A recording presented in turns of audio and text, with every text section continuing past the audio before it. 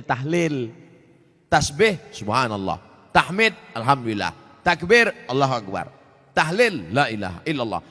Man halala, siapa yang mengucapkan tahlil, summa ahda sawabahu ilal mayyit, kemudian tahlil itu dihadiahkannya kepada si mayit, orang mati, yantafi'u bihi, pahalanya sampai dan orang mati itu dapat manfaat. Begitu kata Imam Ibnu Taimiyah dalam kitab Majmu' Fatwa Ibnu Taimiyah.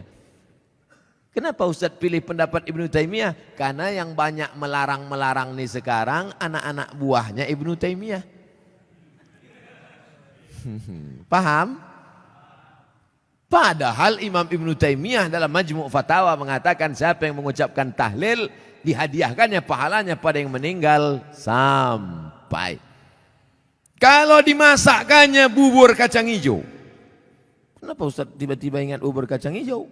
Oke, bubur jagung kalau gitu. Lalu kemudian dihadiahkannya pahalanya untuk almarhum. Sampai apa tak sampai? Sampai. Mana dalilnya? Mana? Kata Sa'ad, ummi matat, makku mati. Afa atasaddaqu anha? Kalau aku bersedekah, pahalanya sampai tak untuk emakku? Kata Nabi, tasaddaq, sampai. Sedekah enggak? Sedekah. Ayu sadaqatu afdal.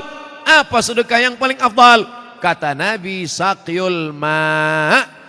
Sedekah yang paling afdal mengasih air minum. Kalau air minum saja sampai, apalagi gulai baung. Artinya sedekah sampai. Sedekah sampai. Tahlil sampai. Apa lagi? Bacaan Quran. Yasin wal Qur'anil Hakim innaka laminal mursalin. Sampai apa tak sampai bacaan Quran pada orang meninggal dunia? Sampai. Bacaan Quran untuk orang meninggal dunia sampai. Mana dalilnya? Ketika Nabi SAW melewati suatu makam, diambilnya pelepah korma, ditusukkannya ke makam itu. La'allallaha an yukhaffifa adzabahuma ma lam yaybasa. Tasbih pelepah korma sampai pada orang yang meninggal. Apa komentar Imam Nawawi dalam kitab Majmu', dalam kitab Al-Minhaj Syarah Sahih Muslim Ibn Al-Ajjaj?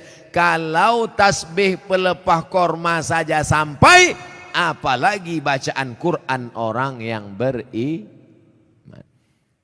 Buka kitab Ar-Ruh, punya Imam Ibnu Qayyim Al-Jauziyah, murid Imam Ibnu Taimiyah. Punya murid namanya Ibnu Qayyim Al-Jauziyah, punya kitab namanya Ar-Ruh. Diriwayatkan sampai kepada Imam Ahmad bin Ambal lewat di suatu makam, ada orang membaca Al-Quran. Imam Ahmad bin Ambal melarang, tapi orang itu menyebutkan riwayat hadis, ternyata perawinya thiqah, bahwa Nabi punya sahabat namanya Abdullah bin Umar, anak Umar bin Khattab, berpesan, kalau aku mati nanti, bacakan di atas kuburku, pada bagian kepalaku pangkal Al-Baqarah, pada bagian kakiku ujung Al-Baqarah. Itulah dalil bacaan Quran sampai untuk orang yang sedekah sampai, tahlil sampai, baca Quran sampai. Sudah saya sebutkan dalil-dalilnya. Tak juga percaya, saya tak bisa menjawab. Habis sudah. Saya cuma bisa minta nama lengkap supaya nanti kalau mati saya kirim. Kalau tak sampai, cepat-cepat kasih kabar.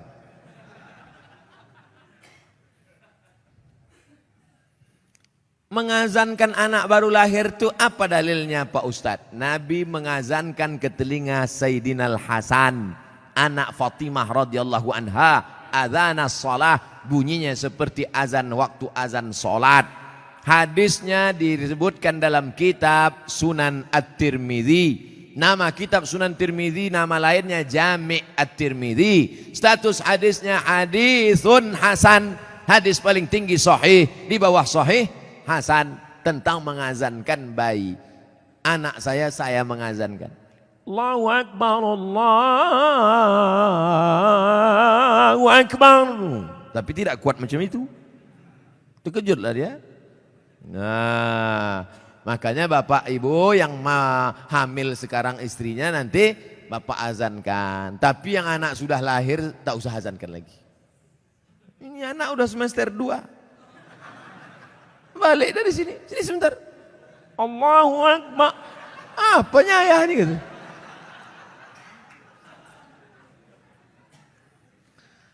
Saya mau tanya mengenai pernikahan uang hantaran. Bagaimana menurut pandangan Ustadz kalau si ibu wanita itu meminta uang hantaran mahar yang cukup tinggi? Ada tiga kemungkinan ini. Pertama memang mau bertanya masalah hukum. Yang kedua mau menyindir mak tua dari sini. Yang ketiga mau menawar. Perempuan yang paling baik, aqalluha mahran, yang maharnya paling murah. Wahai ibu-ibu, turunkan harga mahar. Sebetulnya yang menetapkan harga mahar ini wali, ayah. Tapi sekarang banyak ayah yang anggota isti, ikatan suami takut bini. Maka yang berperan sekarang ibu-ibu, matre. Banyak perempuan lebih mau makan di daun daripada makan di pinggan. Oleh sebab itu turunkan standar nih sedikit.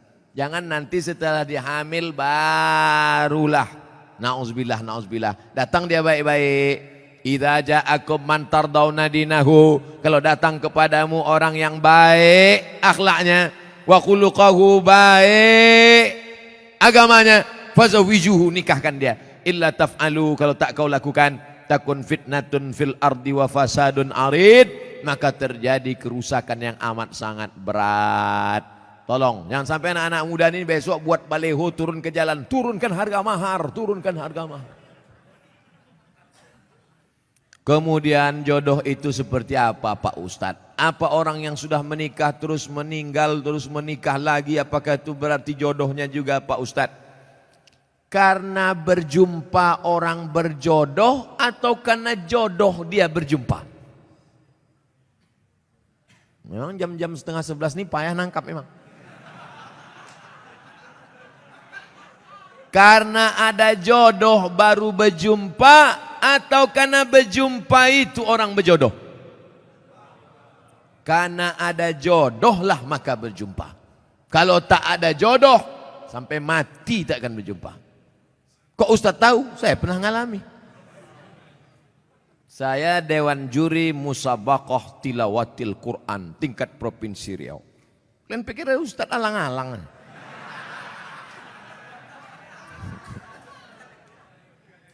Waktu itu belum nikah. Kata kawan saya, Mat, ku carikan kau perempuan qari'ah hafizoh. Kami Dewan Juri waktu itu. Iyalah, kami pun seminggu kami cari, tak jumpa-jumpa. Setelah saya nikah, tahun berikutnya, pas kami sedang makan nasi goreng, berbisik kawan saya, Mat, yang kita cari tahun lalu, tuh di belakang. Tapi kita udah menikah. Maka kalau tak berjodoh, tak akan berjumpa. Karena ada jodoh, itulah maka berjumpa. Oleh sebab itu, jangan nanti yang laki-laki ini banyak salah jawab ini. Papa kok bisa nikah sama mama? Entah salah sambung. Jawabannya mesti kau katakan, aku tak pernah mencari makmu, makmu tak pernah mencari aku, Allah mempertemukan kami. Ibu itu pun dari dapur, so sweet, kata dia. Karena jodoh lah kalian jumpa. Mengapa Tuan Syekh Abdurrahman digelar dengan Syekh Silau Laut? Syekh Abdurrahman lahir di Kampung Rau, sekarang masuk Kabupaten Batubara. Lalu kemudian dia merantaulah ke Kedah, karena orang Batubara dulu biasa naik perahu tongkang kapal laut ke Kedah, bolak-balik, karena orang itu dekat Kedah. Sampai di Kedah belajarlah dia 7 tahun dan ikut lomba silat, menang, bekerja di kerajaan Kedah. Setelah itu melanjutkan pendidikannya ke Tuan Syekh Wan Mustafa Al-Fatani. Fatani sekarang Thailand Selatan, Patani. 7 tahun di Patani, setelah itu dibawalah oleh Syekh Wan Mustafa Al-Fatani ke Makkah Al-Mukarramah. Belajarlah dia dengan ulama-ulama di Makkah, di antaranya Syekh Hasbullah. Belajar fikih kepada Syekh Ahmad Khatib Al-Minkabawi. Setelah khatam belajar fikih, belajar tafsir, belajar hadis, belajar tasawuf, baliklah dia ke Rao. Lalu kemudian datanglah kerabat Kesultanan Asahan namanya Tengku Adil. Tengku Adil pun mengasih tanah. Wahai Tuan Syekh Abdurrahman, ini ada tanah. Nama tanah itu Silau Laut. Maka orang menyebutnya tak lagi sebut namanya tapi Tuan Syekh Silau Laut. Sama macam siapa tu? Tuan Syekh Besilam. Padahal nama aslinya adalah Tuan Syekh Abdul Wahab. Kampungnya di Rokan Hulu, namanya Rantau Binuang Sakti, tempat lahir Syekh Abdul Wahab Rokan. Tapi yang dipakai adalah Syekh Abdul Wahab Rokan. Sekarang jadi Kabupaten Rokan Hulu. Biasa itu. Tuan Syekh mana? Tuan Syekh Fulan, nama kampungnya yang disebutkan. Tuan Syekh Purba Baru, padahal namanya Tuan Syekh Mustafa Husain. Nah, jadi nama kampung yang disebut. Itu maka disebut Tuan Syekh Silau Laut karena nama kampung itu. Apa karomahnya Pak Ustadz? Banyak karomahnya disebutkan dalam buku ditulis oleh cucunya. Namanya Tuan Syekh Doktorandus Haji Mansur bin Haji Syekh Muhammad Ali bin Syekh Abdurrahman. Cucunya menulis buku. Ditulis pada masa Gubernur Raja Inal Siregar. Waktu haul dibagikan buku-buku itu. Banyak karomah disebut situ. Apa motivasi orang memasuki tarekat Sattariyah Pak Ustadz? Tarekat itu sampan. Ada sampannya namanya Sattariyah. Namanya nakhodanya Abdullah Sattari. Ada nama sampannya Saziliyah. Nama nakhodanya Abul Hasan As-Sazili.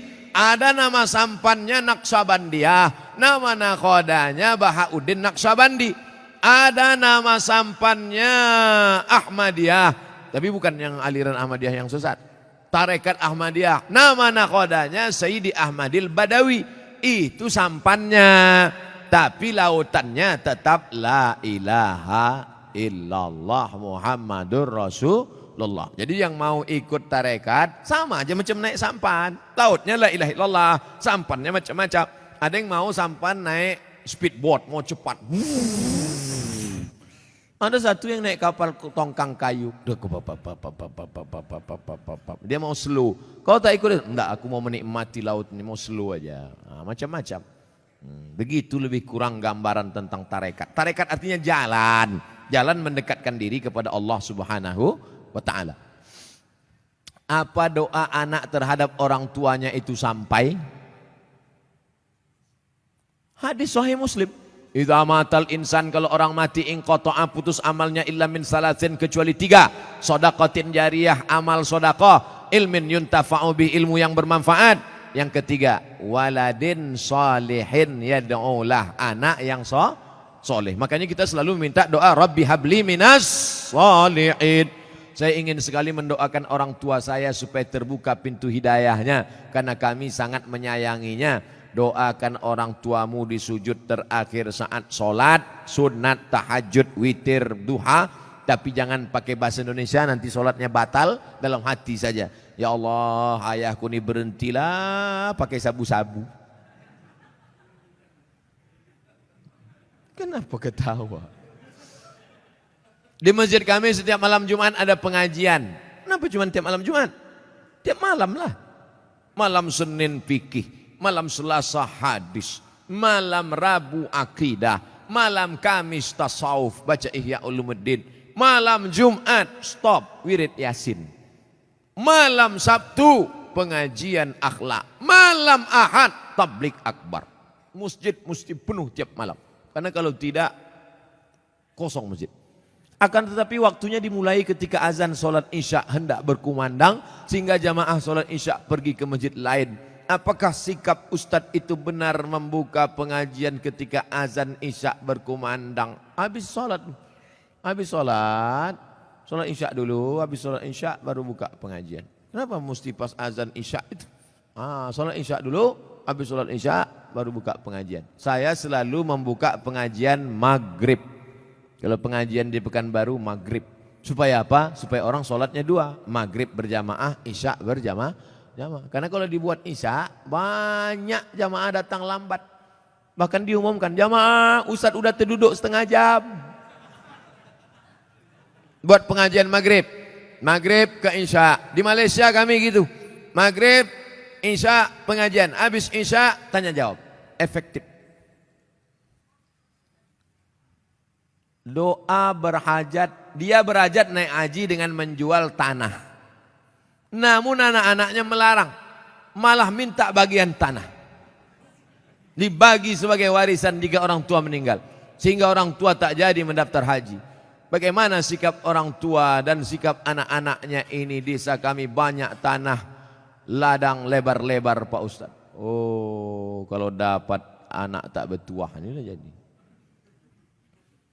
Datanglah emak-emak umur 70 tahun menggigil saya habis pengajian subuh.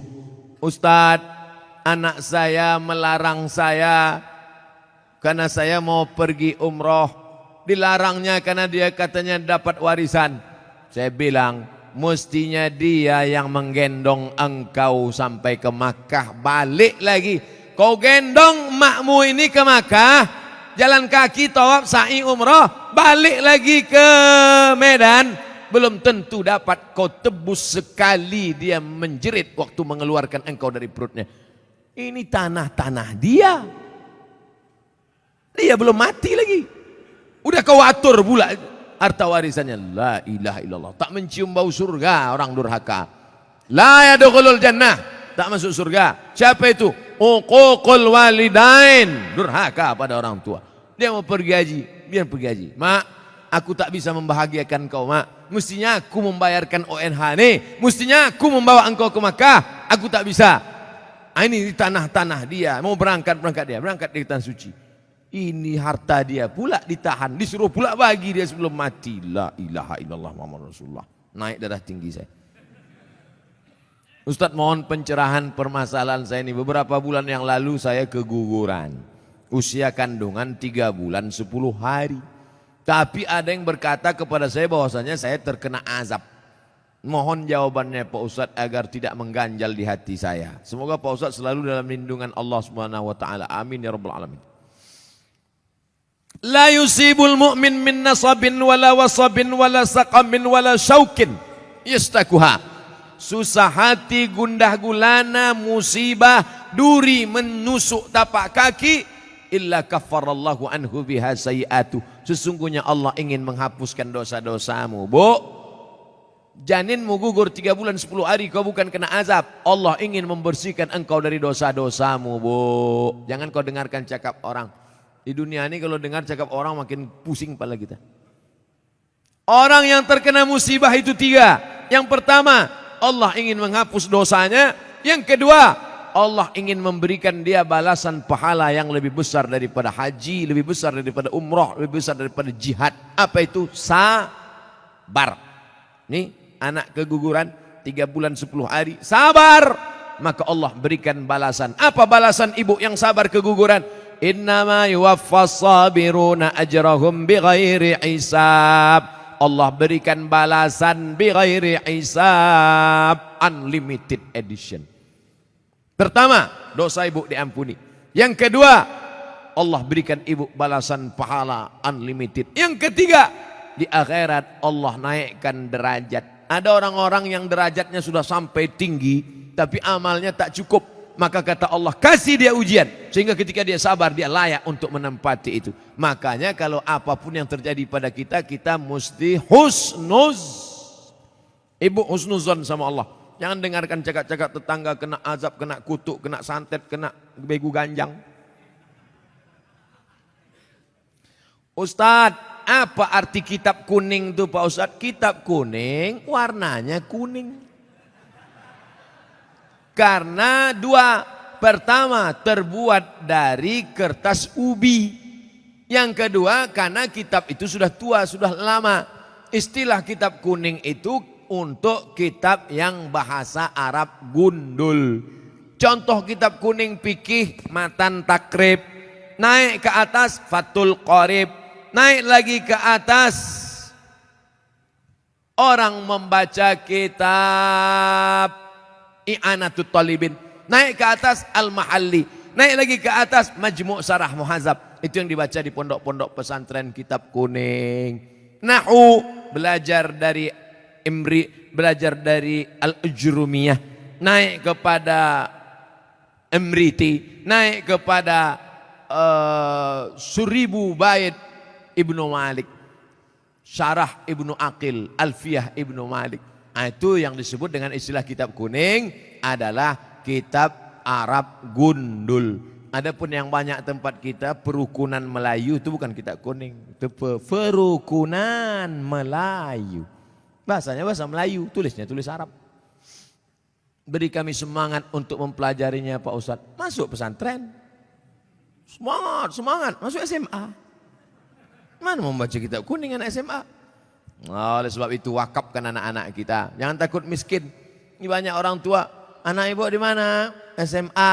Kenapa tak masukkan pesantren? Nanti makan apa? La ilaha illallah Rasulullah. Kisah nyata, true story. Mau mendengarnya? Tak mau pun saya ceritakan juga. Menumpanglah dia di rumah makciknya. Susah numpang di rumah makcik. Sekolah pesantren. Apa kata makciknya? Ngapailah kau sekolah pesantren? Nanti kau makan apa? Tengok abang-abang kau. Itu SH, itu insinyur, itu dokter. Malang tak dapat ditolak, untung tak dapat diraih. Hari berganti musim berubah. Apa yang terjadi? Sekarang makcik di hari tua menumpang di rumah keponakan yang sekolah agama tadi. Karena dia punya pondok pesantren dengan santri, sekarang keponakan itu yang bisa ditumpang. Adapun yang dibangga-banggakan tadi, satu pun tak bisa ditumpang. Dunia tak dapat, akhirat melayang. Saya tak melarang anak-anak jadi insinyur, silakan. Mau jadi SHMH pengacara, silakan. Tapi tetap basic pendidikan agama. Kalaupun dia jadi dokter, biarkan dia jadi dokter. Nanti dia akan jadi teman saya, partner. Kami akan berdakwah ke pedalaman. Abdul Somad ceramah, dia khitan masal. Tabligh akbar bersama dokter muslim. Khitan gratis. Daftarkan anak dan suami Anda. Nah, suami yang mu'alaf baru masuk Islam. Takkan mungkin saya motong pakai kampak satu-satu. Pengacara, bagus. Tanah yang diambil korporat perusahaan asing. Siapa yang membela? Mahal menyewa pengacara. Datang. Pengacara gratis dari Ikatan Sarjana Pengacara Muslim. Nah, ini penting. Pendidikan agama. Sanawiyah, aliyah, pondok pesantren. Adapun nanti kuliahnya silakan. Fakultas hukum silakan. Kedokteran silakan. Arsitektur silakan. Mudah-mudahan anak-anak kita semuanya selamat akidah Ahlus Sunnah wal Jamaah. Tadi dimulai jam 9, sekarang jam 11 kurang 15. 2 jam kurang 15 menit. Kurang-kurang sedikit, maafkan Allah. Di akhir majelis mari kita berdoa kepada Allah. Doa orang ramai soleh-soleh yang baik-baik ini dikabulkan Allah SWT. Ala hadhihi niyah wa kulli niyatin salihah. Al-Fatihah. أعوذ بالله من الشيطان الرجيم بسم الله الرحمن الرحيم الحمد لله رب العالمين الرحمن الرحيم مالك يوم الدين إياك نعبد وإياك نستعين اهدنا الصراط المستقيم صراط الذين أنعمت عليهم غير المغضوب عليهم ولا الضالين آمين. Allahumma ja'alil Qur'ana rabi'a qulubina. Jadikan Al-Quran sebagai penenang hati kami ya Allah. Allahumma ja'al abna'ana wa banatina min huffazil Qur'an wal hafizat.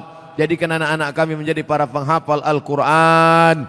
Allahumma sallimna wa sallimil muslimin. Selamatkan kami dan selamatkan saudara-saudara kami ya Allah. Allahumma a'izzal Islam wal muslimin wa akhdhulil kafarata wal musyrikin wa dammir a'da'aka a'da'ad-din. Allahumma ansurna 'alal qaumil kafirin. Allahumma ansurna 'alal qaumil munafiqin. Allahumma ansurna 'alal qaumil zalimin. Allahumma ansurna 'alal qaumil fasiqin. Allahumma ja'al hadzal balada baladan aminan mutmainnan ya'tihi rizquhu min kulli makan. Jadikan negeri kampung halaman kami ini negeri yang aman, damai, terbuka pintu rezeki dari segala penjuru ya Allah. Allahumma ja'al ikhwanana al-musabina minas sabirin. Jadikan saudara-saudara kami yang kau uji dengan musibah termasuk mereka orang-orang yang sabar. Alladzina idza asabathum musibah, ketika mereka ditimpa musibah, qalu, yang keluar dari mulut mereka, inna lillahi wa inna ilaihi raji'un. Ya muqallibal qulub, wahai engkau yang membolak-balikkan hati, sabbit qulubana, kokohkan hati kami ala dinik, dalam agamamu, wa ala ta'atik, dalam ketaatan kepadamu ya Allah. Allahumma ij'al salatana salatal khashi'in, jadikan salat kami salatnya orang-orang yang khusyuk ya Allah. Waj'al du'aana du'aal mutawarri'in, jadikan doa kami doa orang-orang yang warak, menjaga diri dari yang syubhat ya Allah. Allahumma rzuqna rizqan halalan thayyiban mubarakan fih, berikan kami rezeki yang halal yang berkah supaya kami bisa berinfak, berzakat dan bersedekah ya Allah. Allahumma dafa'na al-ghala wal waba wal fasya wal riba wal zina wal munkar, selamatkan kami dari malapetaka, bencana, musibah, segala perbuatan keji dan munkar. Allahumma khtim lana bi husnil khatimah wa la takhtim alaina bi su'il khatimah. Allahumma ja'al akhir kalamina 'inda intihai ajalina, jadikan akhir kalam kami ketika ajal kami sampai, yang terakhir keluar dari mulut kami la ilaha illallah Muhammad Rasulullah sallallahu alaihi wasallam. Rabbana atina fid dunya hasanah wa fil akhirati hasanah wa qina adzabannar. Wassallallahu ala sayyidina wa maulana Muhammad wa ala alihi wa sahbihi wasallam, walhamdulillahi rabbil alamin. Taqabbalallahu minkum minna wa minkum, taqabbal ya karim. Assalamualaikum warahmatullahi wabarakatuh.